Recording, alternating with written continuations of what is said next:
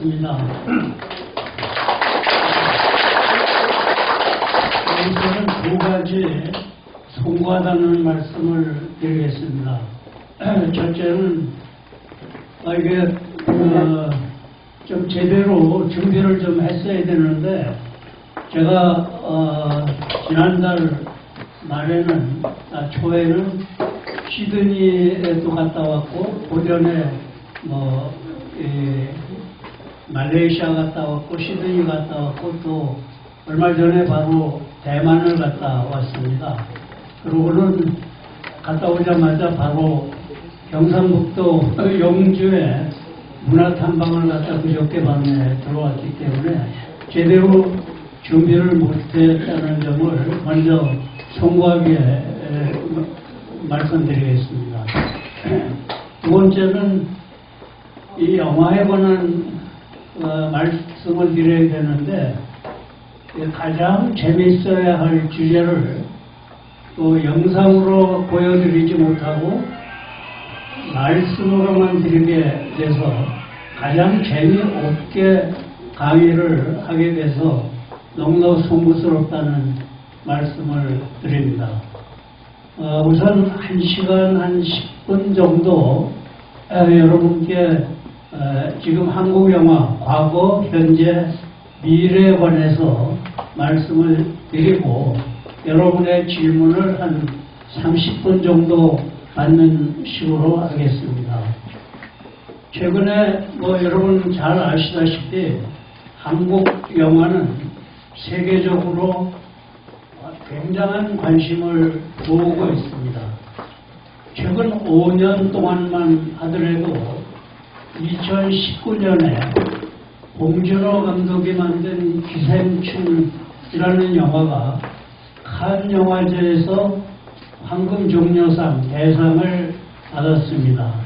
그는 70여 년 칸 영화제의 역사상 한국에서 처음 받은 대상이기도 하죠. 근데 그 다음에 이어서 2000년에 2월 말에 개최된 아카데미상 시상식에서 이 기생충은 다시 작품상, 감독상, 그리고 각본상, 그리고 장편 국제영화상 이렇게 4개 상을 휩쓸면서 전 세계를 깜짝 놀라게 했습니다. 그는 그 이전까지는 사실 아카데미 영화상에 한국 영화는 노미네이트, 즉 예심에 들어가지도 못했고 그래서 처음으로 노미네이트 돼서 본선에 올라갔다가 그것도 주요상 3개를 다 4개를 휩쓰는 그런 결과를 가져왔기 때문이죠. 그리고 칸 영화제에서는 작년에도 송강호 배우가 일본의 고레다 히로카스라는 감독이 연출한 브로커라는 영화에서 나무주연상을 받습니다. 또 칸에서 나무주연상 받은 것도 처음 있는 일입니다.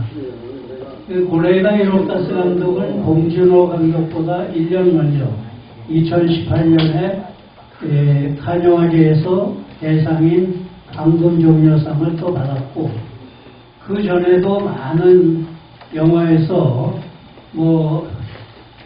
그래서 어른이 된다, 또 아버지가 된다, 바닷마을 다이어리 이런 영화들로 칸 영화제에서 여러 번 수상을 한 감독입니다. 그런데 이제 한국에 와서 한국 영화사에서 투자하고 배급하고 또 한국 영화 배우들이 출연하는 그러한 영화를 감독을 맡아서 했죠. 그래서 또 칸 영화제에서 나무주연상을 받았죠. 그리고 박찬욱 감독이 또 헤어질 결심이라는 영화로 작년에 칸 영화제에서 감독상을 받습니다. 이 영화는 또 어떤 면에서 보면 다 한국 배우들이 출연을 하고 다 그렇지만 주연 여우가 중국 배우였다는 점에서 또 국제 협력을 통한 그런 다국적 영화의 모습을 띄었다고 볼 수 있고, 그래서 이 영화도 칸에서 감독상을 받게 된 겁니다. 그리고 영화 쪽으로 보면 그 홍상수 감독이 있습니다. 거기에 모델 되시는 분 많은 분들이 오셨지만, 홍상수 감독은 그 김민이라는 배우하고 같이 살면서 그 여자들이 가장 또 싫어하는 감독 중에 한 감독입니다. 그러나 여하튼 홍상수 감독은 또 한국을 대표하는 그런 국제적인 감독이기도 합니다. 왜냐하면 제일 처음 만든 돼지가 우물에 빠진 날이라는 영화가 또 1997년 1월에 개최된 로테르담 영화제에서 타이거 어워드라는 상을 또 받았고, 또 그 후에 계속 칸의 경쟁에도 올라왔었죠. 그러나 칸에서는 2010년에 하하하라는 영화로 주목할 만한 부분에서 대상을 받았습니다. 이 두 상은 또 제가 공교롭게도 1997년에 로테르담 영화제에서 첫 작품으로 상을 받았을 때는 제가 심사위원장을 했었고, 또 2010년에 칸 영화제 주목할 만한 부문 시선 그 분야에서 대상 받을 때도 제가 또 심사위원을 했었기 때문에 두 번을 아마 어떻게 보면 저 때문에 수상을 했다고 말씀드릴 수가 있겠죠. 그런데 이 홍상수 감독이 코로나가 계속되던 2020년에는 그 도망친 여자라는 영화를 갖고 베를린 영화제에서 감독상을 받았습니다. 또 그 전전에 2017년에는 김민희가 베를린에서 여우기원상을 받았죠. 그 후 2021년에는 인트로덕션이라는 영화로 다시 또 베를린 영화제에서 각본상을 받았습니다. 그리고 작년 2022년에는 다시 소설가의 영화라는 이름으로 영화가 심사위원 대상 두 번째 큰 상을 또 받습니다. 그러니까 홍상수 감독은 신문에 많이 보도는 안 됐지만은 2020년, 21년, 22년 그렇게 3년 연속 베를린 영화제에서 수상을 하는 쾌거를 이루었습니다. 뿐만 아니라 이제 잘 아시는 오징어 게임 2021년 12월 달에 그 처음으로 공개된 이후에 전 세계에서 시청률 각 나라마다 1위를 차지했고 1억명 이상이 시청하는 효과를 거두었습니다. 그리고 많은 그 후에 상을 받았죠. 심지어 그 방송 드라마에 상을 주는 에미상에서도 6개 부분을 휩쓸기도 했습니다. 이만큼 한국 영화가 국제적으로 비상한 관심을 받고 아주 높은 평가를 받고 있는 것이 오늘의 현실입니다. 사실은 이렇게 한국 영화가 세계적인 관심을 집중시킨 것은 어느 하루아침에 이루어지는 것이 아니고, 여기 이우석 영화수출공사 회장도 와 계시지만은 한국 영화 오랜 역사를 이루면서 많은 영화인들이 좋은 영화를 만들어 왔기 때문에 그 저력이 바탕이 됐다고 할 수가 있습니다. 한국 영화는 올해로 104년이 됩니다. 바로 옆에 있는 당선 단성사, 그는 1912년에 개관을 했어요. 그리고 1919년에 처음으로 의리적 구투라는 영화를 상영을 합니다. 그것이 바로 1919년 3.1운동 나던 해 10월 26일에 여기서 개봉을 합니다. 그것이 한국 영화의 최초의 영화이기도 하죠. 그 후에 해방될 때까지 26년이 흘렀습니다. 저는 그 26년의 기간을 제1기라고 규정을 하면 한국 영화사의 그 1기라는 그 26년의 기간은 일제의 아주 엄격한 아주 지독한 영화 검열 속에서 이루어졌던 26년이었고 그 속에서 약 160여 편의 영화가 제작이 됐습니다. 물론 이제 의리적 구투라는 것은 그냥 연극과 같은 연쇄극을 영화로 만든 그러한 작품입니다. 그러나 1923년에 이제 처음으로 이제 극영화라는 이름의 영화가 만들어지고 그것이 바로 이제 무성영화 시대로 한국 영화 시대가 접어들게 됩니다. 그러고는 32년에 이제 발성영화 시대, 춘향전이라는 영화가 만들어져서 발성영화 시대가 되죠. 여하튼 그런 시대를 암흑기를 거쳐오면서도 한국 영화는 굉장히 좋은 영화들이 많이 또 제작이 됐습니다. 여러분 잘 아시다시피 단성사에서 개봉된 1926년에 아리랑이라는 영화는 우리 독립운동을 막 불러 일으키는 그런 역할을 또 했고, 또 32년에 나온 이규환 감독의 임자 없는 나룻배, 이 영화는 또 무성영화지만 한국을 대표하는 그런 영화로 남아 있습니다.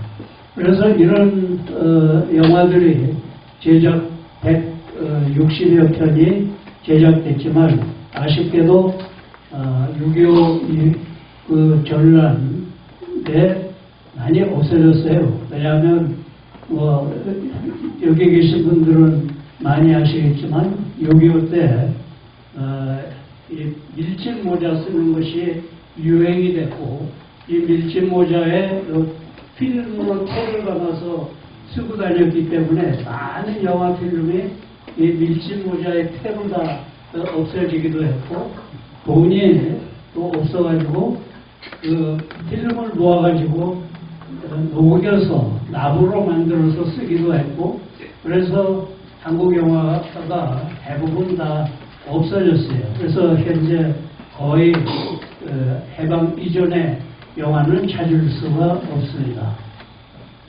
그러고는 1945년에 해방이 되고 48년에 정부가 수립되고, 그리고 이어서 바로 50년에 6.25 전쟁이 일어나고, 그 과정에서 한국 영화는 더 만들 여유가 없은 거죠.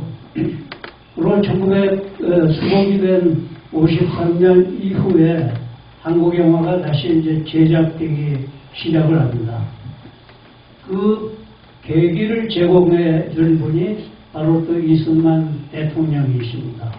그 이승만 대통령께서 1954년 3월 31일자로 입장세법을 개정하셨어요. 그래서 당시에 한국 영화를 극장에서 상영할 때 입장세를 100% 다 전액 감면을 해줬습니다. 그리고 외국 영화는 또 좀 가중해서 세금을 물고, 그래서 한국 영화를 보호하기 시작한 것이 1954년 3월 31일자의 입장세법 개정으로 이게 바뀌어집니다. 그리고 1957년에는 당시에 문교부 교시로 국산영화 장려 시책을 발표해가지고 그 한국 영화를 우수 한국 영화를 몇 편 제작하면 외국 영화를 수입할 수 있는 쿼터를 주기 시작을 했습니다. 이런 두 가지 실책으로 인해서 1955년 이후에 한국 영화 제작의 활기가 불어넣어집니다. 그래서 55년에 13편밖에 만들어지지 않았던 영화가 그 다음에 30편, 그리고 1959년에 111편, 69년에는 229편으로 최고치에 달하게 됩니다. 그때 관람 인구도 1억 7,900만 명이 극장에서 영화를 봅니다. 지금 작년에 작년에 한국 영화 관객이 1억 1,000만 명이에요. 그런데 69년에 한국 영화 전체 극장 관객이 1억 7,900만 명이라는 것은 굉장하죠. 그래서 우디네에서, 이태리 우디네에서 열리는 그 국동영화제에서는 이 시기를 한국 영화의 황금기라고 불러서 오래전에 한 10편의 영화를 모아서 틀기도 했습니다. 그만큼 이 시기는 굉장히 한국 영화의 황금기라고 할 수가 있습니다.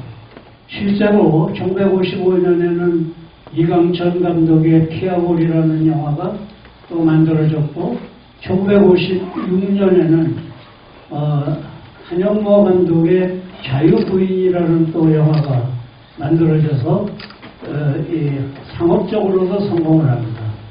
그리고 춘향전이라는 영화도 만들어졌고, 그리고 1960년에는 류현목 감독의 또 영화가 또 나오고, 그 이후에 많은 좋은 감독들의 영화들이 나옵니다. 예를 들어서 김기영 감독의 하녀가 60년에 나왔고, 또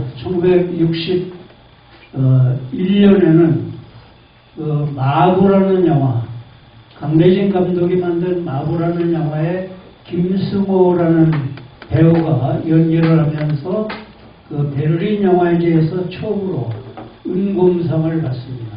그것이 한국 영화가 베를린 영화제에서 처음으로 수상한 영화가 됩니다. 그 다음 1962년에는 이생명 다하덕이라는 신상욱 감독이 만든 영화로 아역배우 전영선이 또 베를린 영화제에서 은곰상을 받습니다. 이렇게 한국 영화가 61년과 62년에 연달아서 베를린 영화제에서 수상을 하게 됩니다. 물론 그 이후에 베를린 영화제에서는 거의 몇 년 동안 또 수상을 못했어요. 그때 60년대 반짝 했었죠. 또 시집가는 날이라는 영화가 있습니다.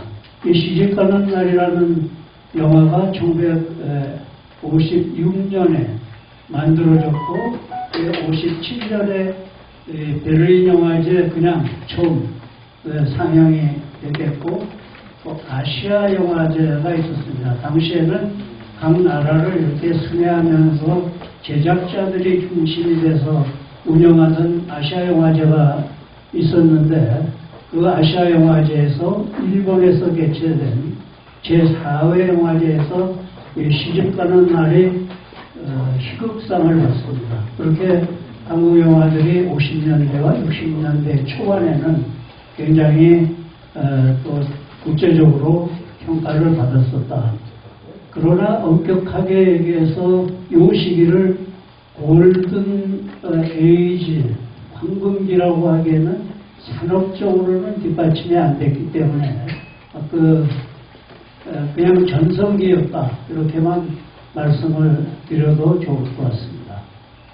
그러고는 이제 1960년이 지나고 70년대가 지나고 하면서 한국 영화는 계속 제작, 수입, 배급 다 허가제, 정부의 허가제를 받도록 돼 있고, 그 영화사도 16개사에서 14개사로 줄었다가 다시 20개사로 고착되기도 합니다. 그리고 이것이 1983년, 84년에 영화법이 개정되기까지 쭉 그런 체제로 유지돼 왔고 1984년에 영화법이 바뀌면서 수입도 자유화되고 제작도 자유화되고 이제 그런 과정을 거치게 됩니다. 그래서 1980년대 초반부터 그 과정을 거쳐서 1900 초반까지 저는 또 한국 영화의 새로운 물결의 시기라고 정의할 수가 있습니다. 이 기간에는 많은 새로운 감독들이 나타나가지고 아주 사실주의에 입각한 영화들 또는 사회 비판적인 영화들 또는 새로운 문법으로 만들어지는 영화들 이런 영화들을 만들기 시작을 했습니다. 그 선두주자가 이제 임권택 감독이 만다라 뭐 이런 영화들이 나오기 시작을 했고 박감수 감독의 칠사만수라는 영화가 나오기 시작했고 정진우 감독의 영화들이 만들어지기 시작하고 그 다음에 장선우 감독 장선우 감독도 경마장 가는 길이라는 영화에서는 완전히 좀 파격적인 언어를 장면을 연출하고 이렇게 해서 이 시기를 그 한국 영화의 새로운 물결을 탔던 시기다 이렇게 말씀을 드릴 수가 있죠. 그러나 저는 가장 중요했던 시점은 1998년부터라고 생각합니다. 그래서 1998년 이후 오늘까지 한국 영화의 전성기 또는 르네상스 아니면 골든 에이지 이렇게 불러도 좋은 시기가 바로 1998년이라고 그 시점이라고 생각합니다. 왜 1998년이 시점이냐? 저는 두 가지 측면에서 말씀드릴까 합니다. 첫째는 작품성에서 뛰어나다. 그래서 세계영화제에 한국 영화가 막 석권하기 시작했던 시기가 98년 이후다. 두 번째는 산업적으로 확 붐이 일어났던 시기가 1998년 이후다. 이렇게 두 가지 측면에서 말씀을 드리고자 합니다. 1997년은 칸 영화제가 50주년을 맞는 해입니다. 국제적인 평가는 물론 영화제 자체가 가장 권위 있는 평가가 이렇게 하기는 어렵겠지만 그러나 객관적으로 볼 때는 칸 영화제 가장 권위 있는 영화제죠. 그 다음에 베를린 영화제가 두 번째, 베니스 영화제가 세 번째 권위 있는 영화제라고 할 수가 있습니다. 그래서 보통 3대 영화제라고 하죠. 칸, 베를린, 베니스를. 그래서 3대 영화제 중심으로 한국 영화가 어떻게 평가를 받았는가 하는 것을 예시를 해드리고자 합니다. 1957년이 한국 칸 영화제 50주년이었는데 그 50년 동안에 한국 영화는 5편밖에 칸에서 소개되지가 않았습니다. 1984년에 이도영 감독의 물레야 조선 여인 잔혹사라는 영화가 칸에 처음으로 상영이 됩니다. 또 경쟁에 올라간 것은 아니고 주목할 만한 시선 부분에서 처음 상영이 됐죠. 그리고 5년이 지난 후에 1989년에 배용균 감독이 만든 달마가 동쪽으로 간 까닭이라는 영화가 두 번째로 칸에서 같은 분야에서 상영이 됩니다. 이 배용균 감독은 경북대학교 미술과 교수인데 조속과를 전공을 했는데 혼자서 연출하고 촬영하고 해서 혼자 영화를 다 만들어서 그걸 칸에 보냈고 칸에서 처음 선정이 됐고 그래서 칸에서 보여줬고 그해 그것이 스위스에서 온 대독자에게 발견이 돼가지고 로카르노 영화제에 초청받아서 거기서 작품상과 주요상 세 부분을 수상하게 됩니다. 그리고 다시 5년이 지나서 신상옥 감독이 칸 영화제 심사위원으로 가게 됐습니다. 당시 신상옥 감독은 아시다시피 한국에서 영화를 만들다가 그 부인인 최은 씨가 먼저 홍콩에서 납북이 되고 그 이후에 뒤따라서 납북 아닌 자진 월북으로 봐야 되겠죠. 그래서 북한으로 가가지고 그래서 두 분이 다시 또 탈출을 해가지고 뉴욕에서 영화 한 편을 만들고 그리고 한국에 돌아와서 마이엄이라는 영화 만들고 그리고 다시 만든 것이 김영옥 당시 중앙정보부장의 실종 사건을 다룬 징벌이라는 영화를 만들었습니다. 그래서 세계적으로 관심을 집중시킨 감독이었기 때문에 칸 영화제에서 심사위원으로 위촉을 받아가지고 심사위원 자격으로 징벌이라는 영화가 칸에서 세 번째로 상영이 됐습니다. 그런데 사실은 작품성은 그렇게 뛰어나지는 않았지만 원래 칸의 심사위원이 되면 심사위원의 작품은 하나씩은 상영이 되기 때문에 그 고타로 상영이 된 셈이죠. 그리고 다시 그 다음에 96년에 그 다음에 96년에 양윤호 감독이 만든 유리라는 영화가 비평가 주관에서 상영이 됩니다. 양윤호 감독은 당시 굉장히 젊은 감독이었어요. 그래서 좀 굉장히 실험적인 영화인데 지금은 중진 감독이 돼서 영화인협회 이사장을 맡고 있죠. 그리고 그 다음에 전수일 감독, 부산 경성대학교 교수로 있던 전수일 감독이 만든 내 안에 우는 바람이라는 영화가 97년, 57년이 되는 해에 칸에서 상영이 됐습니다. 그렇게 5편이 97년까지 상영이 됐는데 98년 한 해에 한국 영화 4편이 칸에 동시에 올라갔다. 그래서 4편은 홍상수 감독의 강원도의 힘, 그리고 이광모 감독의 아름다운 시절, 그리고 또 허진호 감독의 8월의 크리스마스, 그리고 조은영이라는 여자 감독의 단편 영화 스케이트라는 영화가 초청돼서 상영이 됩니다. 이렇게 4편이 98년 한 해 칸에 갑니다. 50년에 5편이었는데 한 해 만에 4편이 갔고 그 다음에 다시 단편 영화 4편이 칸에 갑니다. 그래서 그 중에 송일본 감독이 만든 소풍이라는 영화가 또 심사위원 상을 받습니다. 그 상 단편이지만 처음 상을 받았죠. 그리고 그 다음에 2000년에 드디어 한국 영화가 칸 영화제에서 경쟁 분야에 올라가가지고 레드카펫을 밟고 들어갑니다. 그게 바로 임권택 감독의 춘향견이라는 영화입니다.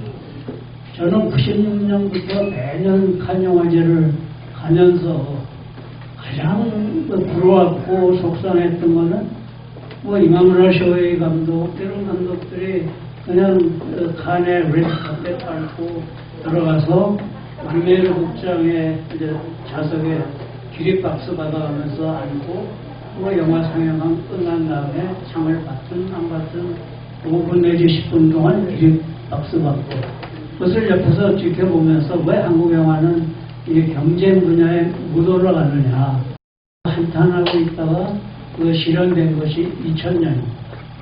그래서 레드카펫을 밟고 임권택 감독, 정일성 촬영 감독, 이태원 사장 부부가 레드카펫 밟고 와서 그날 뭐 종일 뭐 울음바다가 된 거고, 그렇게 감동스러운 연출을 했던 것이 바로 2000년 춘향전이고, 그리고 2002년에 드디어 임권택 감독의 취화선이 칸 영화제에서 감독상을 받습니다.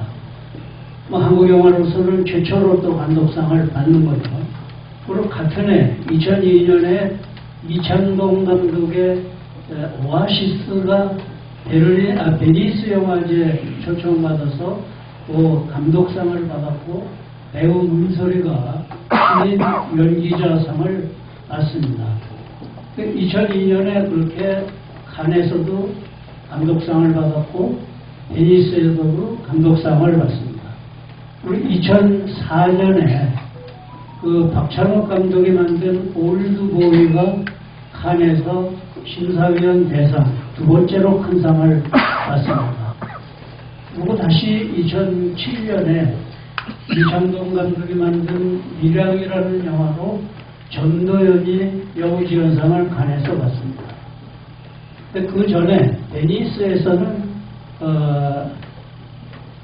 그 2002년에 이창동 감독이 감독상을 받았지만 그 전에 1987년에 임권택 감독의 시바지가 베니스에 경쟁에 올라가가지고 강수연 배우가 여우주연상을 1987년에 받습니다.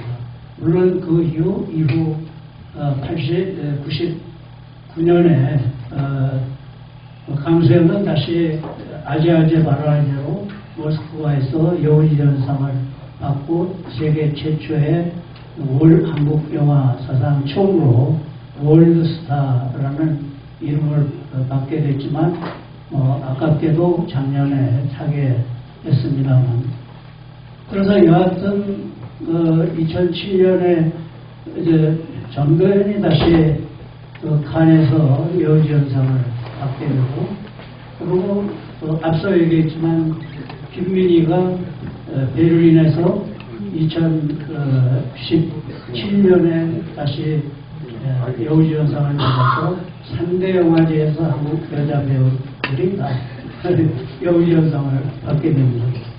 그리고 2009년에 박찬욱 감독의 박쥐라는 영화가 칸에서 심사위원 특별상을 받았고, 2010년에 이창동 감독의 쉬라는 영화, 얼마 전에 작고한 윤정이가 출연한 영화죠.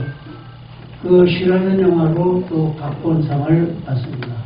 그리고 이제 2019년에 봉준호 감독이 드디어 대상을 받게 되죠. 그 베니스 영화제에서는 또 김기덕 감독이 여러 가지 한국 영화를 드높이는 역할을 합니다. 그 2004년, 즉 봉준호 감독이 박찬욱 감독이 심사위원 대상을 받은 해에 그 김기덕 감독은 베니스에서 베를린에서 사마리아라는 영화로 감독상을 받았고, 같은 해에 베니스 영화제에서는 필집으로 또 감독상을 받습니다.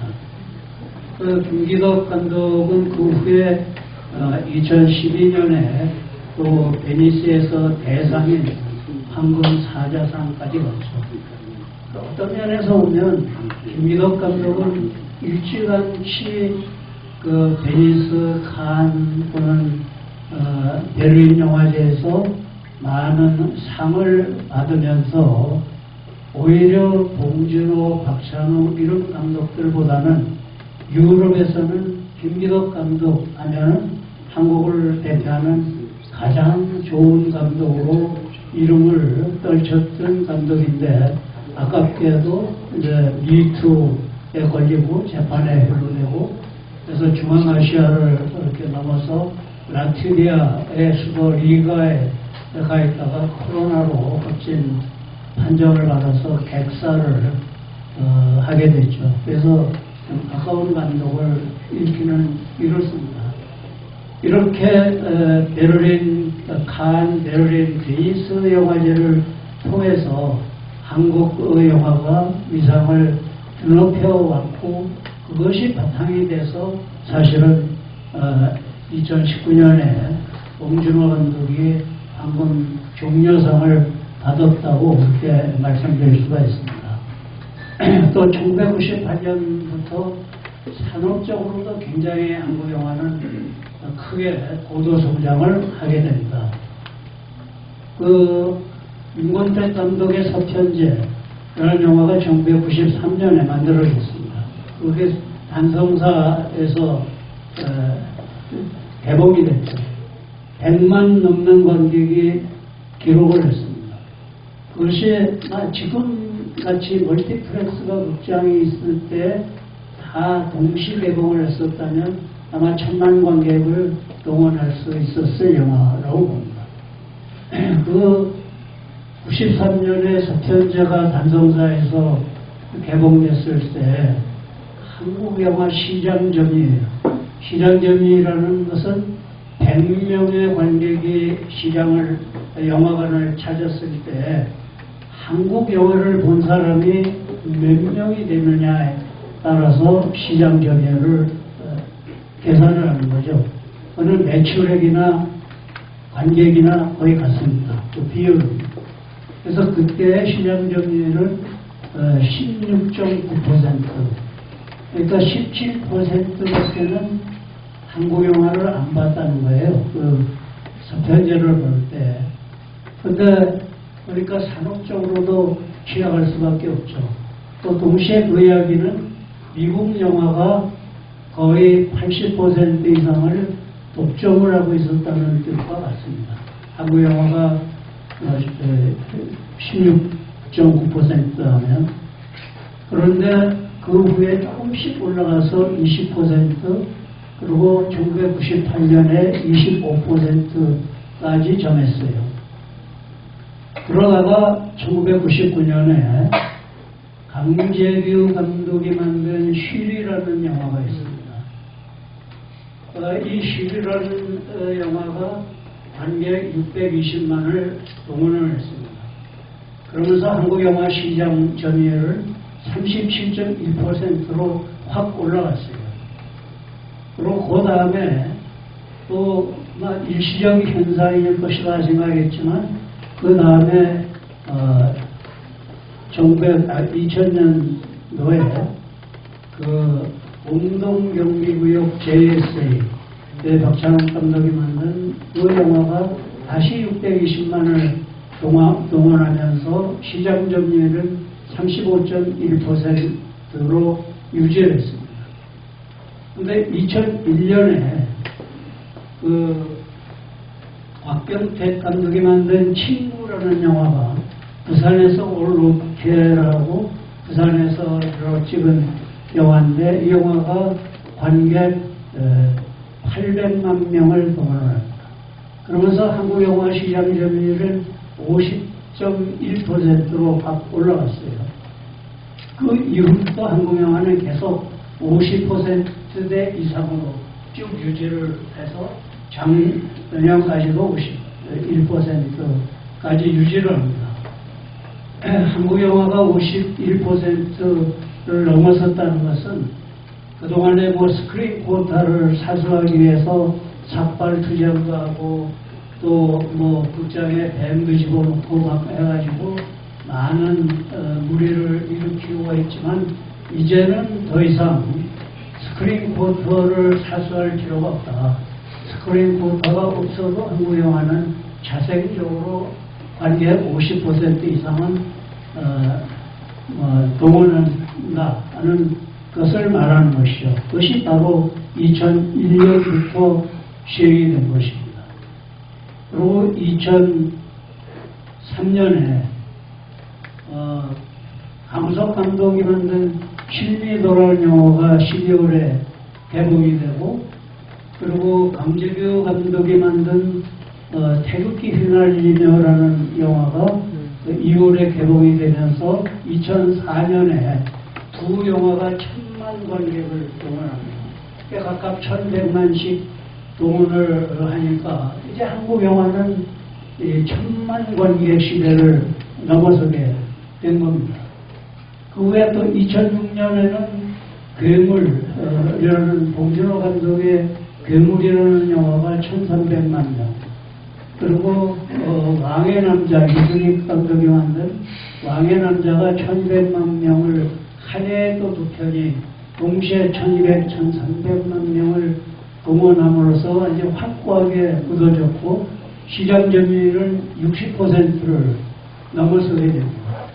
그리고 정점은 2006년에 63.8%까지 올라갑니다. 그렇게 해서 그 이후에 좀 확 떨어지기는 했지만 그래도 작년까지 50%의 관객을 유지하고 있다. 이것은 바로 산업적으로 한국 영화가 그 기반을 굳히기 시작을 했다. 그렇게 말씀드릴 수가 있습니다. 그런 점에서 1998년이 하나의 기점이 된다고 저는 보고 있습니다.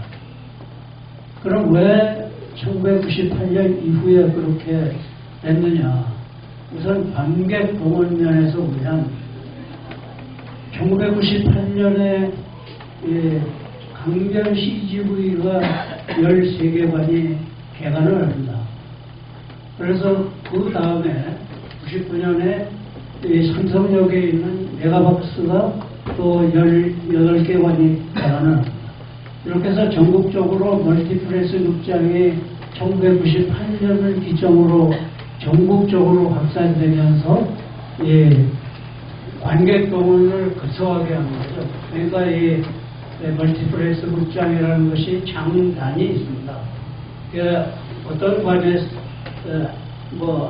좋은 영화가 나왔을 때 전관을 다 붙여버리고 그러다가 관객이 떨어지면 탁 빼버리고 다른 영화 붙이고 해서 좌석 점유율을 최대한으로 높이기 때문에 관객 동원을 최대한으로 할 수 있죠. 그 대신 독립영화 이런 것은 간혹가다 개봉할 그런 룸이 없어지기도 하고 그런 장단을 갖고 있지만 여하튼 이 멀티플렉스 극장이 관객을 대폭 증가시키는데 굉장히 큰 역할을 했다.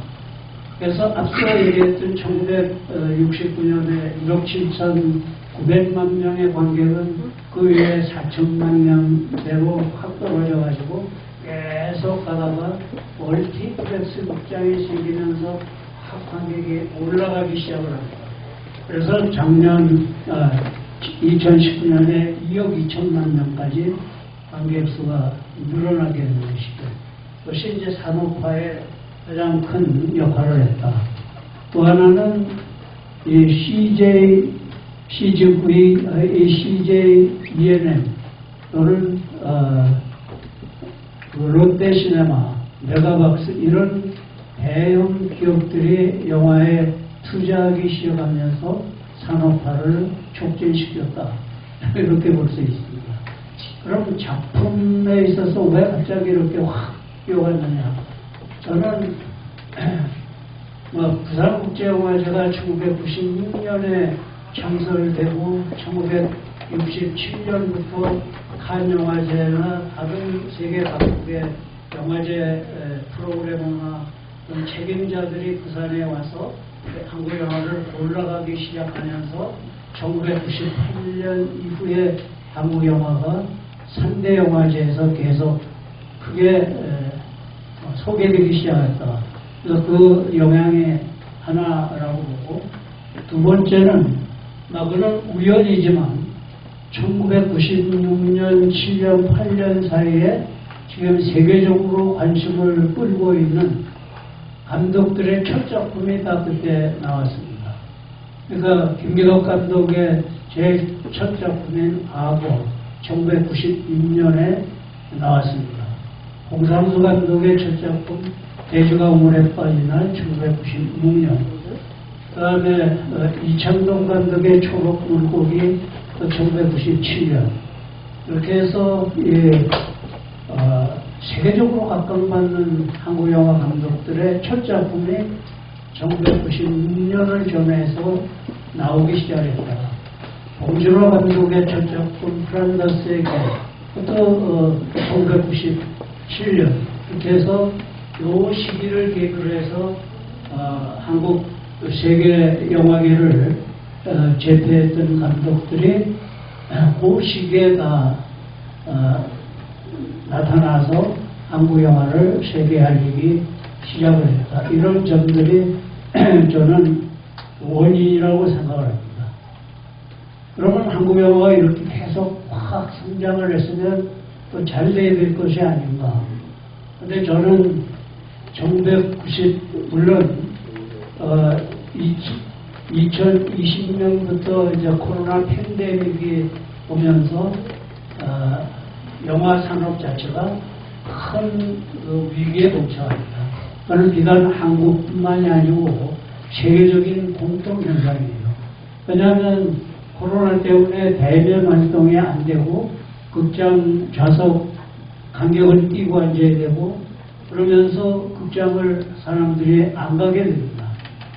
2019년에 한국 영화 극장을 찾은 관객 총 인구가 2억 2천만 명이었어요. 그런데 2020년에 5,900만 명으로 확 떨어집니다. 이게 4분의 1로 확 떨어진 거죠. 2021년에 6천만 명으로 조금 올라왔어요. 그리고 작년 2022년에 팬데믹이 거의 없어지면서 관객이 많이 갔어야 되는데도 불구하고 관객은 1억 1천만 명밖에 못 갔습니다. 그러니까 반밖에 회복이 안 되는 거죠. 그리고 올 상반기까지 1월부터 6월 말까지 극장을 찾은 관객은 5,800만 명입니다. 그걸 2배로 합친다 해도 1억 1천만 명. 그러니까 작년 수준밖에 올해도 안 된다는 얘기입니다.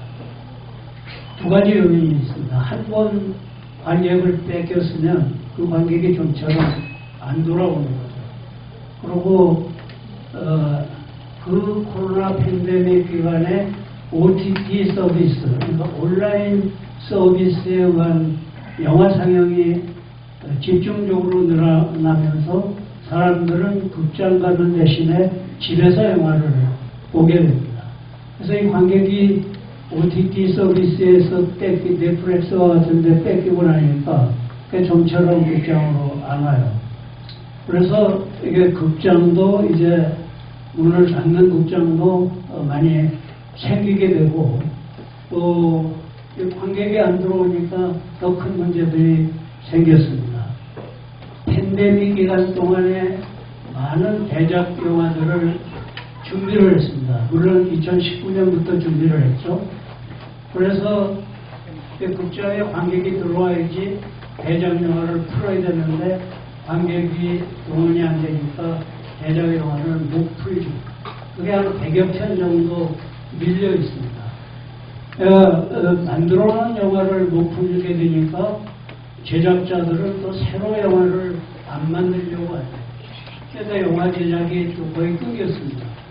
감독들은 또 영화 제작자가 영화 제작을 안 하니까 감독들은 이제 넷플릭스 쪽으로 드라마를 찍고 그리고 TV 드라마 이런 쪽으로 영화를 안 찍고 드라마 쪽으로 선호하고 그래서 감독도 뺏기고 그래서 지금 그 영화 제작이 거의 안 되는 상태. 감독들도 드라마 만드는 상태. 그리고 제작자 투자하고 그래서 한국 영화가 최대 위기에 봉착했다. 그래서 그러면 그것을 영화 관객만 극장만 탓할 것이냐 사실은 또 그렇지도 못해요. 왜 그러냐 올해 작년에 1,000만 관객한 동원한 영화가 딱 두 편이 있습니다. 작년에 범죄도시 2, 올해 범죄도시 3. 이 영화가 다 작년에 1,300만, 올해 1,000만 조금 넘겨서 동원을 했습니다. 그런 나머지 영화는 망했어요. 대박이라고 할 수 있는 여름방학 그 시즌에 만들어진 빅 3편 영화 다 동원을 제대로 관객 동원을 못했습니다. 유승환 감독이 만든 밀스 하나가 400만 명 동원하면서 이제 브레이크 포인트 정도 유지할 정도고 나머지는 두 편은 거의 다 폭삭망하는 정도가 됐어요. 올해 추석에 개봉한 또 대작 영화 3편 거미집 김지훈 감독이 만들었고 올해 칸 영화제에서 보여줬던 거미집은 불과 32만 명. 그리고 또 그 다음에 강재규 감독이 만든 1147 보스턴 굉장히 감동적으로 만들었지만 가정우가 출연하고 그렇지만 그 영화 98만 명 동원하고 말았습니다.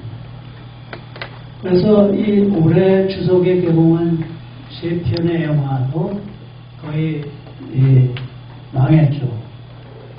그래서 이것이 관객 탓으로만 돌릴 것이냐. 또 반면에 범죄도시 3편 같은 거는 1000만 관객을 또 동원을 했거든요. 그런가 하면 오펜하이머 같은 영화 300만 명 이상의 관객을 동원했습니다. 또 하여간 또 좋은 영화 영웅 300만 명 동원을 했죠. 그래서 영화만 또 관객이 들 만큼 좋은 영화를 만들면 그래도 관객은 극장을 찾는다라는 것이 최근에 전산망을 통해 본 관객 추이로 볼 수가 있죠.